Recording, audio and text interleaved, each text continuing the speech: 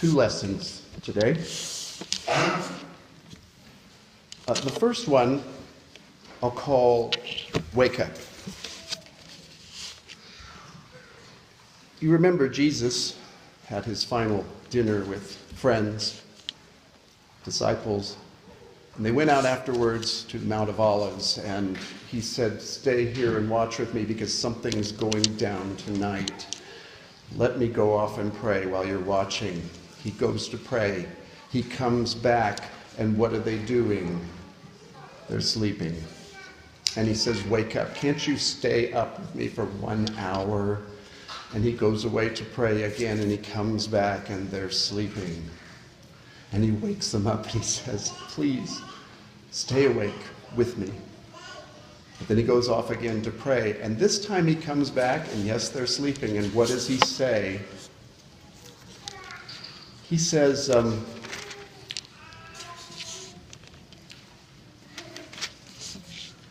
"Sleep on now. Take your rest. It's done. The end is coming." And then he says, "Rise up." And it's a very odd statement, because why does he say, keep sleeping, but get up? We're doing things. And I think what's happening is that Jesus understands now, if he hadn't before, and he's saying, in effect, you've been sleeping for a long time, and you're going to have to wake up, each of you, on your own. How did they do this? You think of Peter, for example. How did he wake up? Well, that night he had said to Jesus, when Jesus said, "One of you will betray me," he said, what? "I will never betray you. I will never deny you." And Jesus says, "Oh, you don't even know yourself. You will deny me 3 times before the cock crows." And he says, "No, that will never happen." And of course, as you know, the cock crowed, and he had denied Jesus 3 times, and he woke up when that cock crowed. He learned something about himself. He saw a Peter that he didn't recognize. He woke up in other ways as time went on. He woke up when he met the risen Jesus. He woke up again at the day of Pentecost, and he kept expanding his consciousness, this waking up. We all live by habits and preconceptions and assumptions and prejudices. Every disciple is stuck in some kind of sleepy rut. And so the first lesson of Easter is to wake up. You're going to have to do it yourself. And he'll let you sleep, but at some point you have to wake up. And wake up to what? Wake up to your mission, to the greatness of our collective mission, and to the largeness of our God. Second lesson. Let's call it change. Jesus was crucified. He was laid in the tomb. And he rose from it, and you read again and again that what? People didn't recognize him. He's talking with Mary at length outside the tomb. She's saying, "Help me, tell me what they've done with his body." He's there talking to her. But he's different now. He appears to the disciples, including Peter, and they think he's a spirit. What is this? He's different. And of course, the great meeting with the travelers to Emmaus. They're walking along, and Jesus joins them on the trail, on the road. And he says, "So what are you talking about?" And they say, "Well, we're talking about what's just been happening. Aren't you aware of this?" And he said, "Well, what happened?" And so they're telling him, and this is Jesus, and they're telling him what happened to Jesus. And they know Jesus because of the way they're talking about him, but they don't recognize him. And it says that their eyes, how does it say it? Their eyes were holden that they should not know him. So he starts to teach them about, well, these are the things that had to happen. Don't you understand this plan? And then they get to Emmaus. They're heading into town, and it says, he made as though he would have gone further. He's going further on that road. And they say to him, they constrained him, they took hold of him and said, no, abide with us, for it is toward evening and the day is far spent. There's two hymns right there.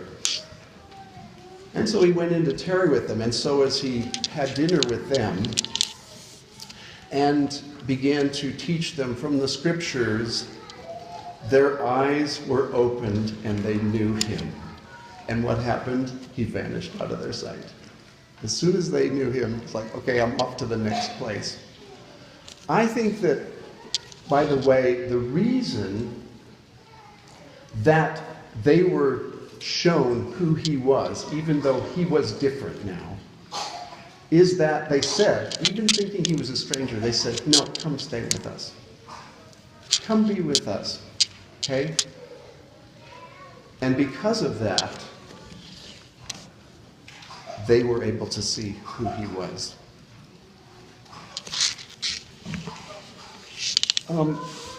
We talk about resurrection as a restoration. We're back to the way we used to be. Everything's the same. But the point here is that it's not the same. What's the point of resurrection? Jesus was not Lazarus. Lazarus came out of the tomb. He was 4 days older and a little smellier. And he still was not resurrected. That's not what happened with Jesus. When Paul talks about resurrection in his great chapter on this, 1 Corinthians 15, his whole point is we rise to be different. We rise to be better. This corruption must put on incorruption, he says. And then he makes this great statement. He says, we shall not all sleep, but we shall all be changed. Peter that night had seen a self that he didn't recognize.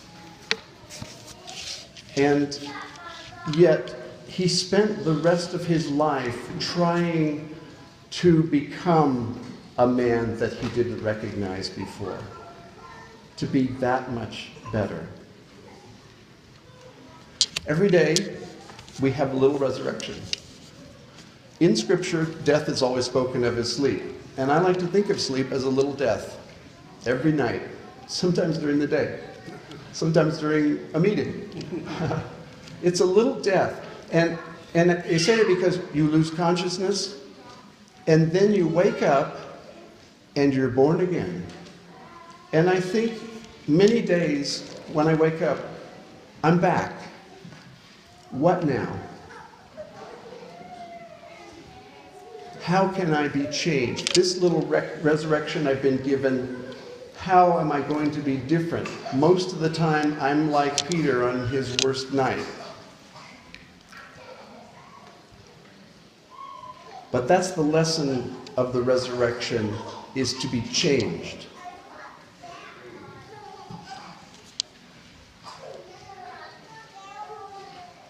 So 2 lessons: wake up and change. And I'm going to end with these lines, which are the last lines of Mark Doty's great poem about singing the Messiah in the choir.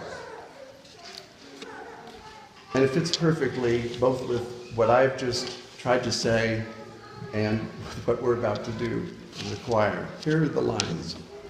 Aren't we enlarged by the scale of what we're able to desire? Everything, the choir insists, might flame. Inside these wrappings burns another, brighter life, quickened now by song. Hear how it cascades in overlapping, lapidary waves of praise. Still time to change.